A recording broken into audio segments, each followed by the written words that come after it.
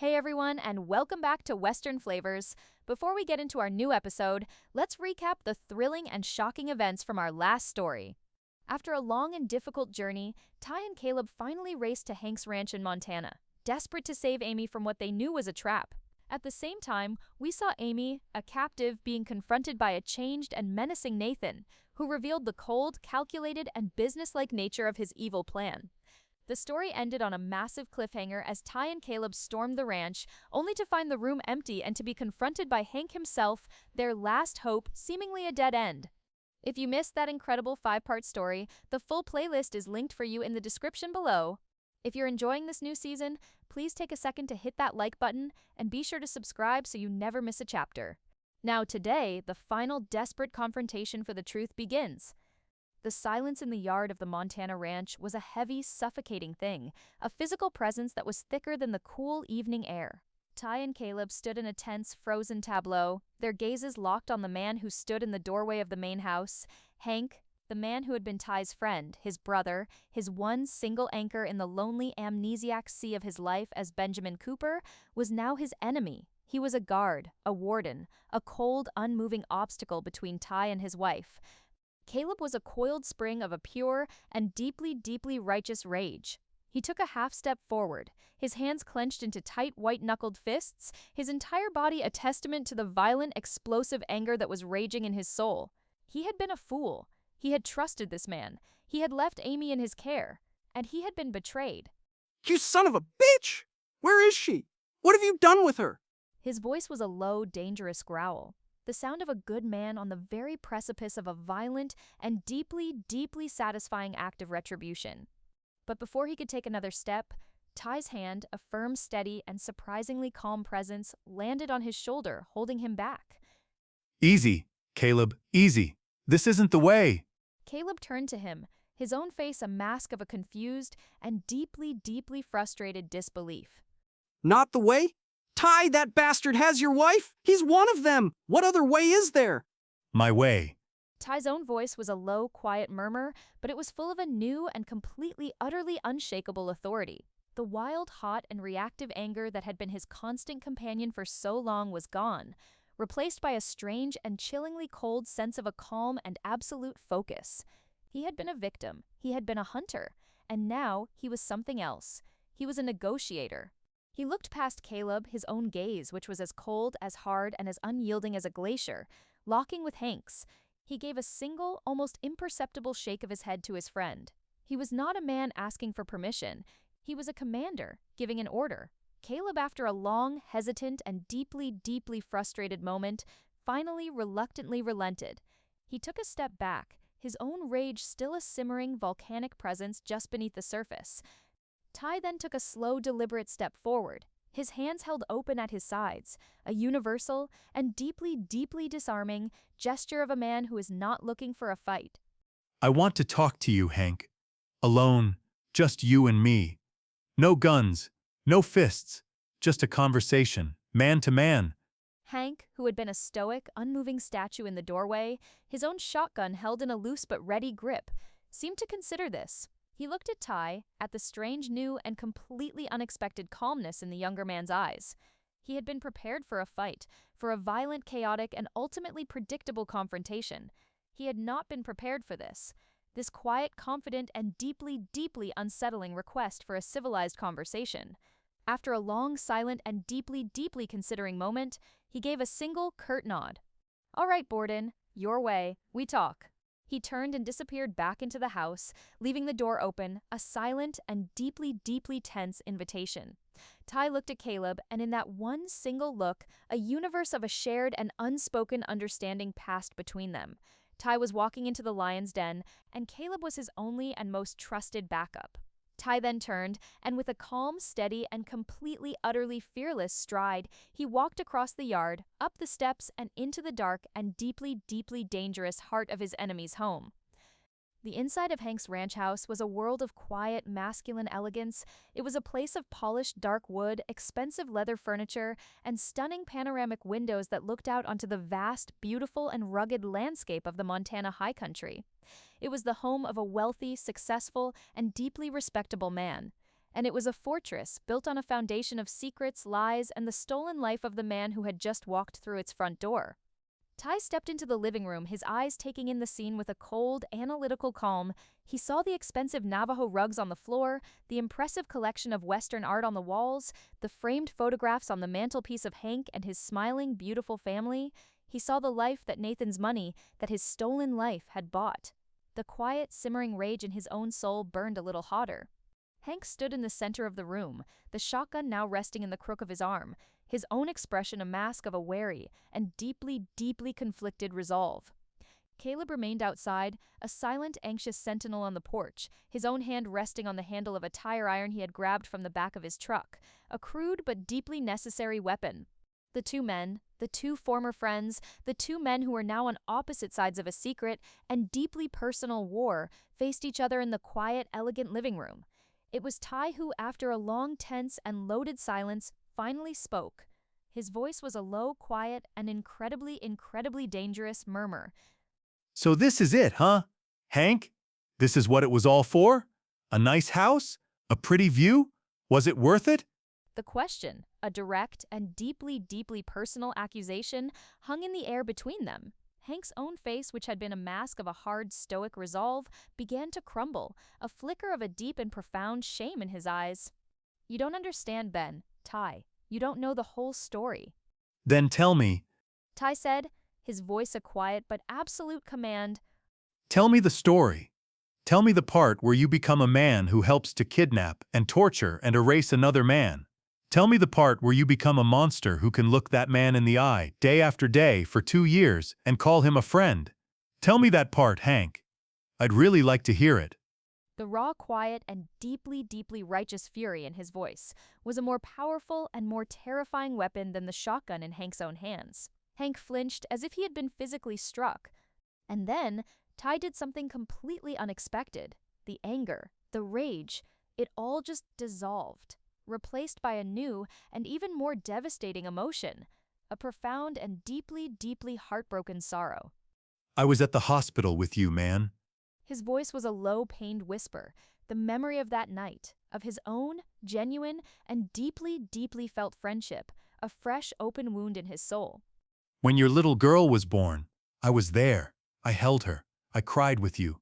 Was any of that real? Or was that just a part of the job? Was that just the good, kind, and compassionate zookeeper, making sure the prized animal in his cage was still breathing? The question, so full of a raw and deeply, deeply personal sense of a profound and absolute betrayal, was the one that finally, completely, and utterly broke through Hank's own, carefully constructed walls of a hard, stoic, and self-justifying resolve. A single, silent, and deeply, deeply ashamed tear began to trace a path down his own weathered, leathery cheek. The monster, the villain, the cold, hard man who had been a part of a monstrous, evil conspiracy was gone. In his place was just a man, a flawed, broken, and deeply, deeply conflicted man who had made a terrible and unforgivable choice. Ty's quiet, heartbroken question, was any of it real, was a devastating blow, a direct hit to the one single and deeply buried piece of Hank's own conscience. The hard, stoic mask of the professional enforcer, the man who was just doing a job, finally, completely, and utterly shattered.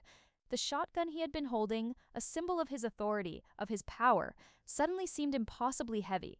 He set it down, leaning it carefully against the wall, a quiet, profound gesture of surrender. The single, silent, and deeply ashamed tear that had escaped his eye was followed by another, and then another.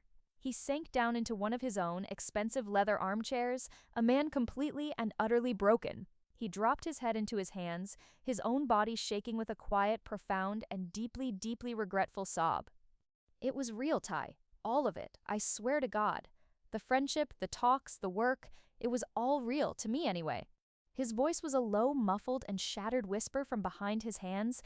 You are a good man, the best I've ever known, and I did a terrible, unforgivable thing to you, to your family. Ty just stood there, a silent, watchful, and deeply, deeply conflicted judge. The righteous, clean fire of his own rage was now complicated, muddied, by the undeniable and deeply, deeply human pain of the man in front of him. This was not the cold, clinical, and sociopathic monster he had been expecting. This was a man in his own private hell. Hank finally, slowly lifted his head from his hands, his own face a mask of a profound and deeply, deeply weary self-loathing. You want to know why I did it? It wasn't for the money. Not really. It was for them, for my family. He began to tell his own sad and deeply, deeply tragic story.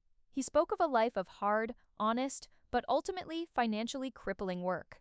He spoke of a series of bad luck years, a drought, a cattle disease, a crippling debt that had been a slow creeping cancer on his own, family-run ranch. He was on the verge of losing everything, his land, his home, his legacy. And then he came to me. Price, not Nathan, his father, old man Price. He knew about my debt. He knew everything. He had been watching me waiting, and he made me an offer, an impossible and deeply, deeply evil offer. He told Ty about the Price Syndicate, about their vast, powerful, and deeply, deeply hidden network. He told him how they would target ranchers who were on the brink, and they would offer them a deal with the devil. Financial salvation in exchange for their loyalty, for their services in their vast cross-border smuggling operations. I said no. At first, I told him to go to hell. But then, Sarah got pregnant. And the thought of bringing a child into this world with nothing to give her, with the bank breathing down my neck, I was a desperate man, Ty. And desperate men, they do terrible things. He finally, with a look of profound and deeply, deeply personal shame, got to the part of the story that mattered. A few years later, after I had been working for them, doing things I'm not proud of, Nathan came to me with a new and very special project. A personal one. He told me about you. He told me about his plan. He told me that they had a man who needed to disappear for a while, who needed to be cared for, a man with no memory. And he offered me a deal. He would not just clear my debt, he would set me up for life. A new ranch, this ranch, all of it, free and clear. All I had to do was be your friend, to be your keeper, to make sure you never ever remembered who you were. He looked at Ty, his own eyes full of a deep and profound and deeply, deeply pleading for a forgiveness he knew he did not deserve. And I said yes. I did it for my wife. I did it for my daughter.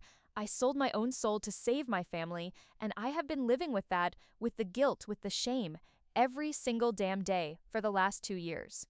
The confession, the full, messy, complicated, and deeply, deeply human story of a good man who had made a terrible, terrible choice, was a powerful and deeply, deeply disarming thing.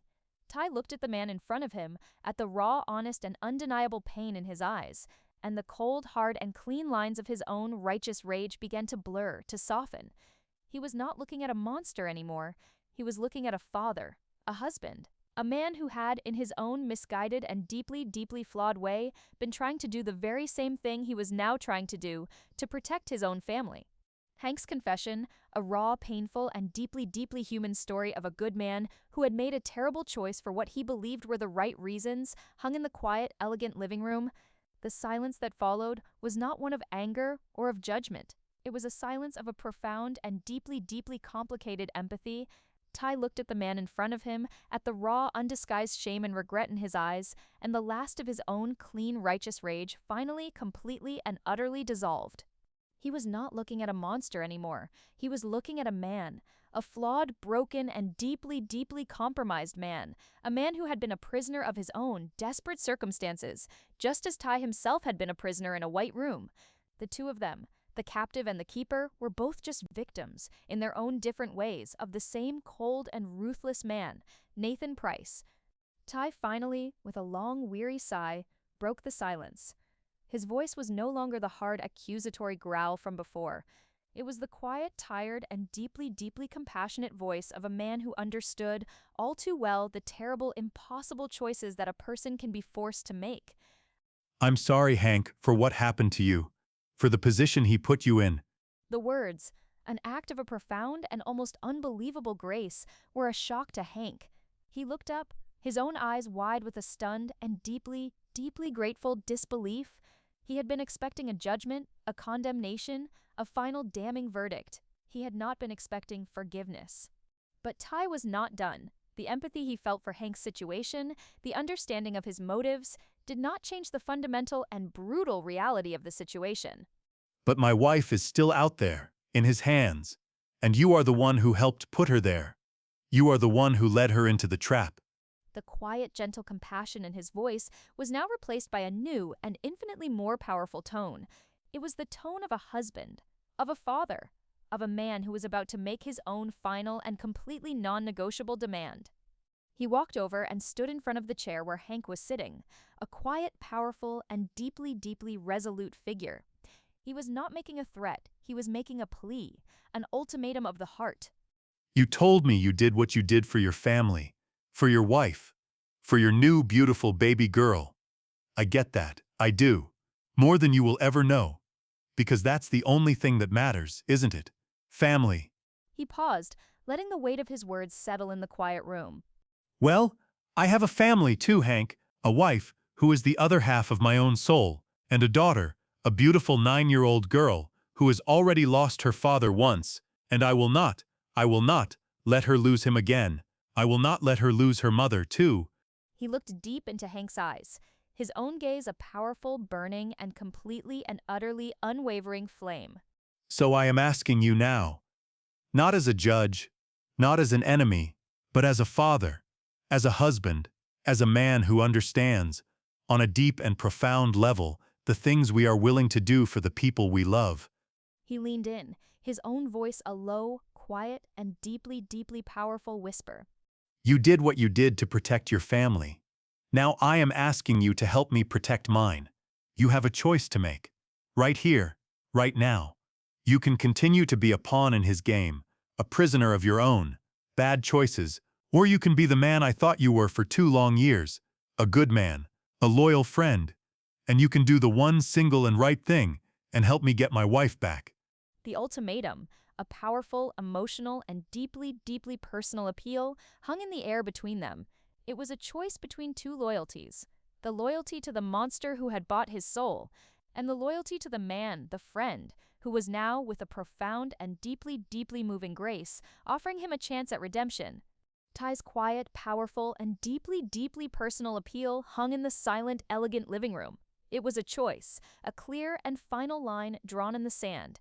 Hank looked at the man in front of him, at his best friend, at the man he had both protected and betrayed. He saw the profound, unwavering, and deeply, deeply honorable love in Ty's eyes, the love of a father and a husband who would quite literally walk through fire to protect his family. And in that moment, Hank saw a mirror. He saw a reflection of his own deepest and most fundamental motivation. He saw himself. The war that had been raging in his own soul, the war between his fear of Nathan Price and his own deeply buried conscience, was finally blessedly over. He had made a deal with the devil to protect his family, and now he was going to break that deal, to do the right thing for the very same reason. He let out a long, shuddering sigh, the sound of a man who has been carrying a mountain on his shoulders and has just finally decided to set it down. A look of a profound and deeply, deeply weary resignation settled on his face. He was a man who knew he was about to sign his own death warrant, and he was a man who knew he had no other choice. He gave a single, slow, and final nod. "Okay, Ty, okay, I'll help you." The words, a quiet, simple, and profound declaration of a shifting allegiance, were a wave of pure, unadulterated relief to Ty. But Hank was not done. "But you need to understand, this is not a simple thing. Nathan, he's not just a man, he's a ghost. He has eyes and ears everywhere. The moment I make this call, the moment he knows I've flipped my life, my family's life, it's over. He will come for us, all of us." I know, and I promise you, Hank, when this is over, I will do everything in my power to protect you, to protect your family. You have my word. The two men, the former captive and his former keeper, were now allies, a small two-man army against a vast and powerful criminal empire. Hank walked over to the phone, his movements now full of a grim and deeply, deeply reluctant sense of purpose. He dialed the number, his hand trembling slightly. The conversation was brief, tense, and full of a chilling, coded language. "It's me. We have a problem. A big one. Borden is here with me." He listened for a moment, his face a mask of stone. "No, the situation has changed. I want to make a new deal." He listened again, his own jaw tightening with a quiet, suppressed rage at the voice on the other end of the line. "No, you listen to me. The game is over.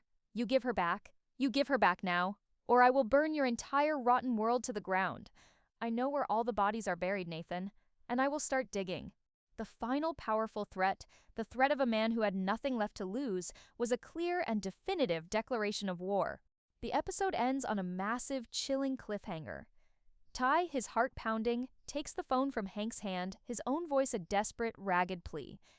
Nathan, where is she? Where is Amy? The voice on the other end of the line is no longer the charming, friendly rancher. It is the cold, calm, and deeply, deeply psychopathic voice of a man who has just been beaten and who knows it. And his answer is a final, cryptic, and deeply, deeply menacing clue.